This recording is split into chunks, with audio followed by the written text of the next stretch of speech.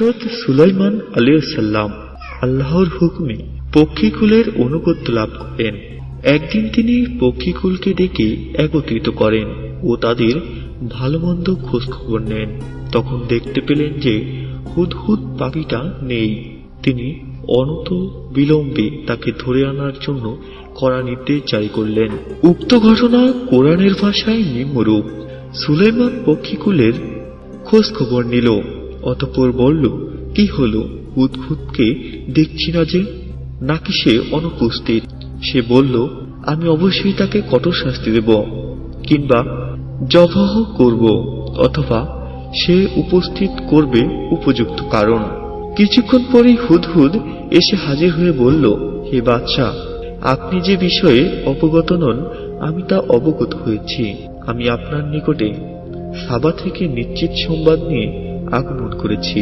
আমি এক মহিলাকে সাবাবাসীদের উপর রাজত্ব করে দেখেছি।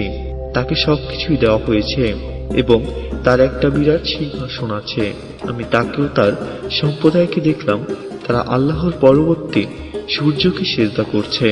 শয়তান তাদের দৃষ্টিতে তাদের কার্যবলীকে সুবসিত করছে, অতঃপর তাদেরকে সত্য পথ থেকে নির্বুক্ত করছে, ফলে তারা সঠিক পথ প্রাপ্ত হচ্ছে না।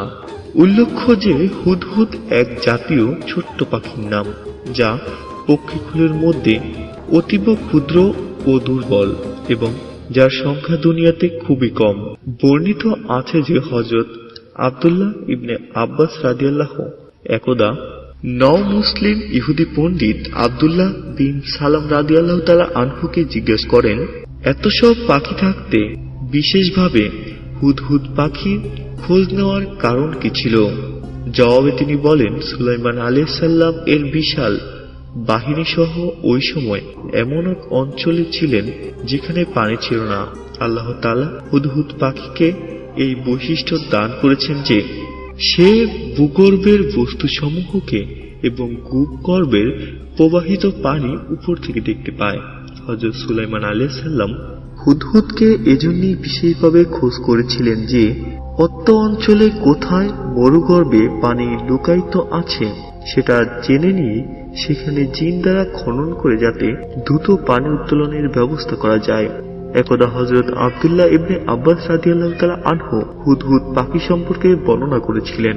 তখন নাপে ইবনুল অজরক্ষ তাকে বলেন, জেনে নিন হে মহাজ্ঞানী, হুদহুদ পাখি মাটির গভীরে দেখতে পায়, কিন্তু তাকে ধরার জন্য মাটির উপরের বস্তু জাল সে দেখতে পায় না। যখন সে তাতে পতিত হয়, জবাবে ইবনু আব্বাস রাদিয়াল্লাহু তাআলা বলেন, যখন তাকদীর এসে যায় চক্ষু অন্ধ হয়ে যায়। চমৎকার এ জবাব মুগ্ধ হয়ে ইবনুল আরাবি বলেন, এরূপ জবাব দিতে কেউ সক্ষম হয় না কোরআনের আলেম ব্যতীত। কুরতুবী তাফসির সূরা নামল 20 নম্বর আয়াত।